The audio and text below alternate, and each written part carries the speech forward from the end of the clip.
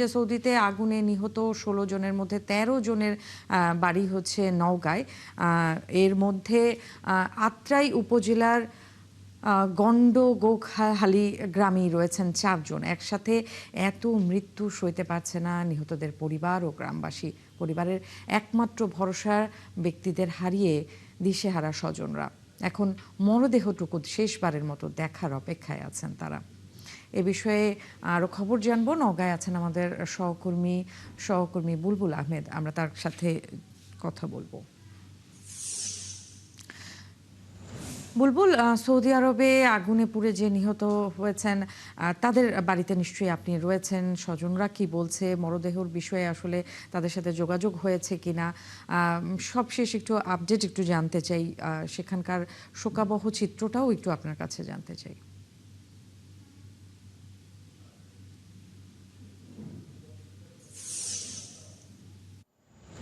বর্ণনা দেওয়া খুবই কঠিন। এখানে যে হৃদয় বিদারক পরিস্থিতি তৈরি হয়েছে, একই গ্রামের ৪ জন এবং একই পরিবারের ২ সহোদর ভাই মারা গিয়েছেন। এখানে মোহন এবং সুমন, তাদের বাড়িতে আমরা রয়েছি। এখানে তাদের পরিবারের যারা স্বজন তারা কিন্তু শোকে পাথর হয়ে গেছে, তাদের সাথে কথা বলার মতো পরিস্থিতি নাই।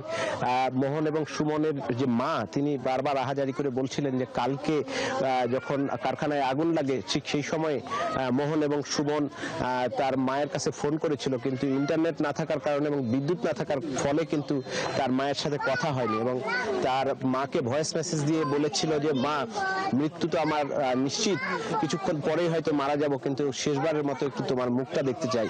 কিন্তু সেই মায়ের মুখ কিন্তু শেষবারের মতন সন্তান দেখতে পারেনি। সেই একই সাথে কিন্তু এই গ্রামে গন্ডগোহালি যে গ্রাম আত্রাই উপজেলার, এখানে আরো ২টি পরিবারের ২ জন মারা গিয়েছেন। একজনের নাম রুবেল এবং অপরজনের নাম কলিমউদ্দিন।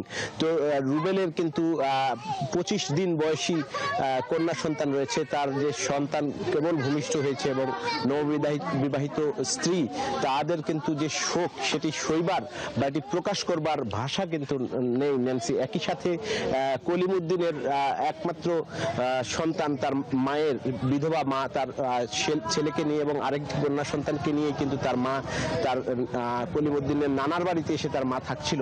তো সেই মা তার সন্তানকে হারিয়েছে। একজন বিধবা নারী, তার একমাত্র অবলম্বন সে সন্তান, যাকে ঘিরে তার স্বপ্ন বুনেছিল, সেই সন্তান মৃত্যুবরণ করেছেন। তো এখানে যারা আসছেন, এই শুধু যারা মৃত্যুবরণ করেছেন তাদের পরিবার বা স্বজনরা নয়, এই এলাকাবাসী কিন্তু শোকে পাথর হয়ে গেছে। এবং আমরা খবর পেয়েছি কিছুক্ষণের মধ্যে এই আত্রাই সংসদীয় আসনের যে সংসদ সদস্য রেজাউল করিম রেজু, তিনি আসবেন এই পরিবারগুলোকে দেখতে।